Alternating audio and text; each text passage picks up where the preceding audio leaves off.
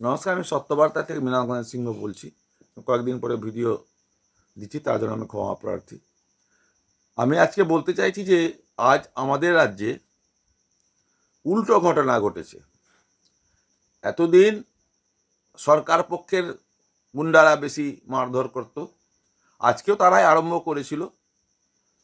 Brigade প্যারেডের গ্রাউন্ডে আসার জন্য যে গাড়িটাতে আক্রমণ করেছিল, এবার গাড়ির থেকে নেমে গাড়িতে যারা ছিল তারা যে প্রতি আক্রমণ করেছে, এটা কিন্তু নজিরবিহীন।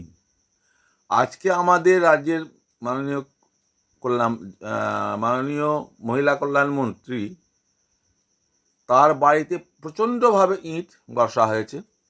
এবং সবচেয়ে অদ্ভুত যেটা লাগলো, সেটা মন্ত্রীর বাড়িতে তো সবসময় সিকিউরিটি গার্ড হিসাবে পুলিশ উপস্থিত থাকে, কিন্তু পুলিশের কাজটা দেখে মনে হচ্ছে যে সরকারের পরিবর্তন হচ্ছে, পুলিশ আঁচ পেয়ে গেছেন।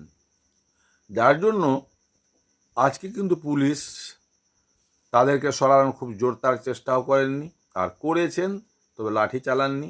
কোনো রকম সেরকম খুব একটা আগ্রহ দেখা যায়নি তাদের। মন্ত্রীর বাড়িতে যে আক্রমণ হচ্ছে, প্রায় 20-25 মিনিট ধরে বড় বড় ইঁট চালাচ্ছে। প্রথমে মন্ত্রী ওখান থেকেই কারা ইঁট চালিয়েছিল সেটা আমি জানি না, ওই মন্ত্রীর বাড়ির সিসিটিভি পরীক্ষা করলে দুটোই বোঝা যাবে। তবে আজ পুলিশের কিন্তু আমার রূপের পরিবর্তন লাগছে। এর থেকে কি বোঝা যাচ্ছে যে আগত 2026-এ পুলিশরা বুঝতে পেরেছেন যে এই সরকার আর টিকবেন না। তার জন্য তারা আস্তে আস্তে সরতে আরম্ভ করেছে।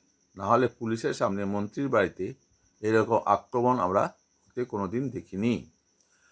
অথচ আজকে ওই মন্ত্রী আর 2-4-5জনকে আহত নিয়ে স্টেজে সাংবাদিক সম্মেলন করেছেন। এটাও কিন্তু অদ্ভুত ব্যাপার। এতদিন উল্টো দিক চলেছিল, আজকে উল্টো দিক চলেছে।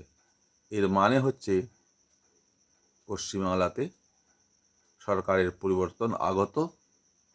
পুলিশ যখন প্রথমেই আঁচ করতে পেরেছে, তাহলে এর একদম নিশ্চিত।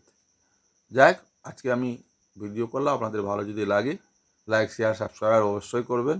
সাবস্ক্রাইব আমার খুব একটা কম বেশি হয়নি, দয়া করে করবেন।